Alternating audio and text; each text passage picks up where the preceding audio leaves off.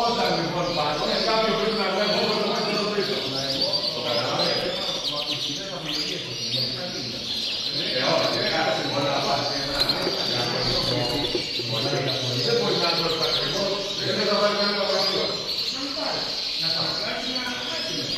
Αυτό δεν είναι συγκεκριμένο.